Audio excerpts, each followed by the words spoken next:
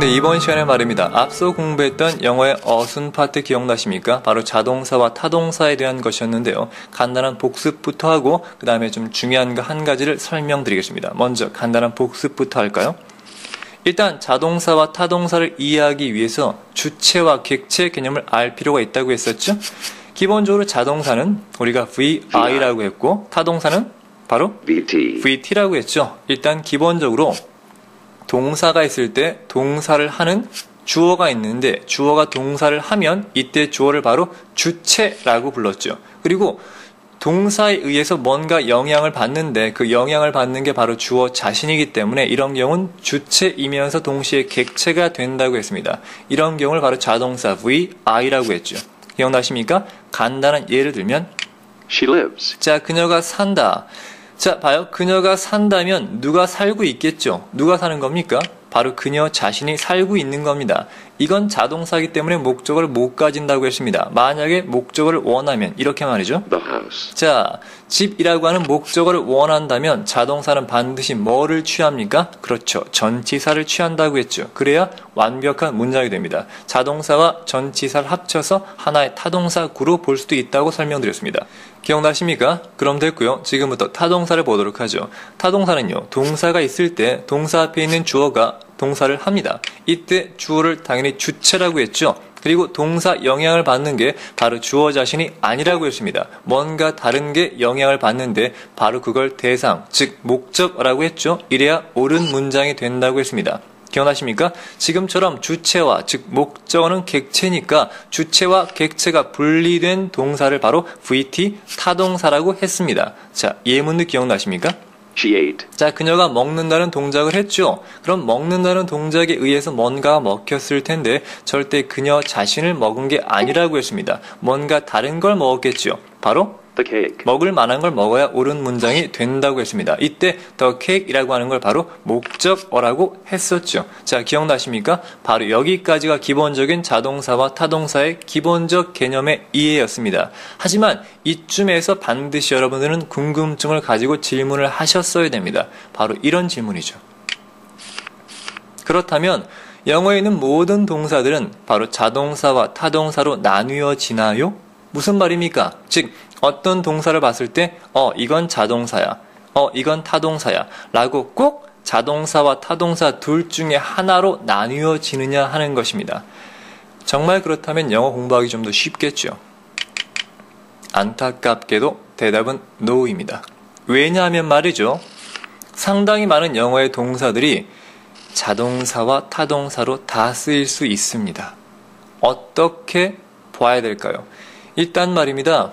가장 좋은 방법은 문맥상 파악하시는 겁니다. 왜 그런가 하면 예를 들어 드릴게요. 자, 아래쪽에 예문 하나 보시죠. She eats well in these days. 자, 이 문장 보시면 아시겠지만 먼저 eat, 먹는다는 동사가 있죠. 자, 동사 압축 동그라미 잘했습니다. 자, 먹는다라고 하는 건 앞서 본 예문처럼 말입니다. 그녀가 먹었으면 뭔가 다른 걸 먹는 거니까 바로 대표적인 타동사라고 알고 있습니다. 근데 안타깝게도 이 문장 속엔 지금 목적어가 없습니다. 그녀가 먹는다는 동작만 나오지 뭘 먹었는지가 안 나오죠. 자, 이런 경우에 말입니다. 바로 eat이라고 하는 동사는 자동사로 쓰인 겁니다. 무슨 말인가 하면 목적어가 무엇인지 중요한 게 아니란 얘기입니다. 뭐가 중요합니까? 먹는다는 동작 자체가 중요하다는 얘기죠. 이 문장 보시면 그녀는 요즘에 참 잘 먹어요 이런 뜻입니다. 이때 뭘 먹는지 굳이 밝힐 필요가 있습니까? 그럴 필요가 없기 때문에 목적어 없이 eat라고 하는 게 그냥 자동사로 쓰인 것입니다. 아시겠습니까? 이런 경우엔 타동사가 자동사화된 거죠. 물론 그 반대의 경우도 있습니다. 자, 여기 살다라고 하는 live 이걸 한번 넣어서 예문을 만들어 보도록 하죠. He lived a happy life. 자, 그는 삽니다. 일반적으로 그는 살면 사는 게 바로 그니까 자동사죠. 자동사는 목적어를 가지지 않지만 여기 나온 live는요. 자, 동그라미 바로 뭘 가집니까? 오른쪽에 a happy life라고 하는 행복한 삶이라고 하는 목적어를 가집니다. 우리말도 가능하죠. 그는 행복한 삶을 살았습니다 라는 경우니까 이런 경우엔 문맥상 live가 자동사가 아니라 바로 타동사가 된다는 걸 여러분들이 이해하셔야 됩니다. 영어는 말 아닙니까? 아시겠습니까? 말은 언어적 융통성이 있습니다. 수학처럼 답이 딱딱 떨어지는 게 아니라는 걸 좀 알아두시면 되겠습니다. 따라서 영어의 융통성 매우 중요합니다. 문맥에 따라 자동사와 타동사를 잘 가려서 보실 줄 알고 쓰실 줄 알아야 됩니다. 그래야 영어를 보다 더 잘하는 게 되겠죠. 자, 여기까지 됐으면 아래쪽 표를 통해 한 가지 개념을 더 설명드리겠습니다. 자, 기본적 표가 나왔는데요. 앞서 공부했던 것처럼 자동사와 타동사로 다 쓰이는 동사 하나를 또 예로 들겠습니다. Open. 바로 열다라고 하는 open입니다. 자, 우리가 알다시피 open이라고 하는 건 열다란 타동사도 있지만 열리다라는 자동사도 있습니다. 기본적으로 자동사일 때는 주어가 열리는 겁니다. The door opened. 자, 문맥상 봐요. 문이 열렸죠. 그러면 열렸다는 동작에 의해서 열린 게 뭡니까? 바로 문 자신 아닙니까? 기본적으로 자동사입니다. 하지만 타동사가 되면 뭐뭐를 열다가 되죠. 따라서 주어가 David opened. 자, 주어가 데이비드군요. 데이비드가 열었습니다. 그럼 열린 게 뭘까요? 바로 주어 자신일까요? 데이비드가 뭘 엽니까? 자기 마음을 열었다는 얘기인가요? 그런가 보군요. 아니죠. X입니다. 데이비드가 연 건 바로 데이비드 자신이 아니라 뭔가 다른 겁니다. The door. 문을 열었군요. 아시겠습니까? 자, 이래야 이게 옳은 문장이 되겠죠? 자, 이때 open이라고 하는 건 바로 타동사가 됩니다. 똑같은 open이지만 자동사와 타동사로 다 쓰인다는 걸 알 수가 있습니다. 자, 여기서 한 가지 개념을 더 보고 넘어가겠습니다. 지금 보시는 이 타동사 문장 있지 않습니까? 보통 3형식인데요. 이런 걸 말입니다. 바로 수동태 문장으로도 바꿀 수가 있겠죠. 자, 중요한 개념 또 하나 들어갑니다. 타동사가 수동태가 되면은요, 자동사로 바뀝니다. 자, 중요한 개념인데요. 그게 무슨 말인가 지금부터 예를 들어 설명드리겠습니다. 자, 바로 아래쪽을 보세요. 기본적으로 수동태라고 하는 건 비동사 플러스 PP 앞서 공부했었죠? 이 문장에서 데이비드가 문을 연 건데 그 문이 바로 주어가 되는 경우입니다. The door 자, 문이 뭐 하는 겁니까? 열림을 당한다는 개념이죠. 수동이니까. was opened. 자, 과거니까 was가 된 겁니다. was open 되겠죠. 기본적으로 문이 열림을 당했고 열림을 당한 건 바로 문 자신입니다. 따라서 기본적으로 이건 옳은 문장입니다. 그리고 이건 바로 자동사 개념이라는 걸 아시겠습니까? 무엇과 똑같습니까? 이 개념과 거의 똑같지 않습니까? 자, 정리하면요. 비동사 플러스 PP 수동태는 바로 자동사와 같은 개념이라는 것입니다. 됐습니까? 자, 그리고요. 이 문장 보시면은요. 문이 열림을 당했죠. 이 문장 속에서는요. 과연 누가 열었는가? 즉, 연다라는 동작의 주체를 알 수가 없습니다. 그래서 이럴 때 주체를 밝혀주고 싶다면 이런 표현을 쓰면 된다고 했죠? By David. 됐습니까? 자, 여기에서 또 한 가지 여러분들 질문을 하셔야 됩니다. 바로 첫 번째 이 문장. 바로 자동사로 open이 쓰인 경우죠. 이것과 마지막 세 번째 문장.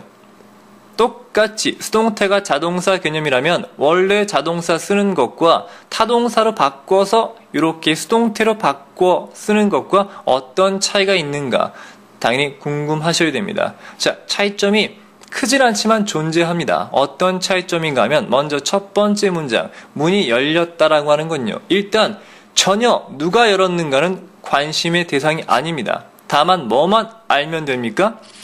그렇죠. 문이 열렸다라고 하는 바로 동작 자체, 여기에 관심, 즉 중점을 둔 것입니다. 문이 열렸어 이런 경우죠. 이를테면 어떤 가게에서 아침에 선착순 100명 사은품 주는 행사를 하면은요. 앞에서 새벽부터 기다리고 있다가 추워 이러고 있는데 문이 열렸습니다. 그럼 뭐라 그래요? 야, 문 열렸다 가자 이럴 거 아닙니까? 그때 그 문을 누가 열었는가는 전혀 중요하지 않지 않습니까? 그럴 때 the door opened 라고 말하시면 되는 거죠. 아시겠습니까? 자, 그럼 세 번째 이건 뭐냐면요. 엄밀히 말하면 이건 이렇게 보셔야 됩니다. 자, opened라고 하는 게 과거 분사니까 우리말로 하면 뭐뭐 되어진, 즉 열려진이라고 했죠. 이미 열려진 상태고 was는 입니다의 과거니까 였습니다죠. 따라서 그 문은 열려져 있던 상태였습니다라는 뜻입니다. 즉 뭐냐면 이건 동작이 이미 완료된 상태에 중점을 맞춘 문장입니다. 아시겠습니까? 따라서 그 문은 열려져 있었어 라는 느낌이 좀 더 강합니다. 물론 뒤에 by David를 쓰면 말이죠. 요거를 강조해서 데이비드에 의해 열려진 상태였다라고 하는 경우인데요. 이렇게 쓰기보단 굳이 데이비드가 열었다는 걸 밝히려면 이렇게 쓰는 게 더 낫겠죠. 데이비드가 open the door 하면 되겠죠. 자, 이해되시길 바랍니다. 자, 간단히 정리하면 말이죠. 영어에 상당히 많은 동사들은 자동사와 타동사로 다 쓰입니다.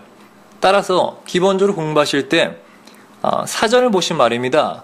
어떤 단어든 간에 자동사와 타동사 중에 위에 먼저 나와 있는 게 있습니다. 즉 타동사 설명이 쭉 나오고 저 아래쪽에 조그맣게 자동사 몇몇 개가 보이면 그 동사는 기본적으로 타동사인 겁니다.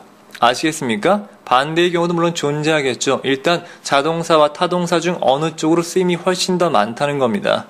일단 영어는 언어이기 때문에 언어의 융통성 기억나십니까? 따라서 문맥상 파악하는 게 중요하다는 걸 꼭 명심하시길 바랍니다. 자, 그러면 여기서 강의 마치고 다음으로 넘어가겠습니다.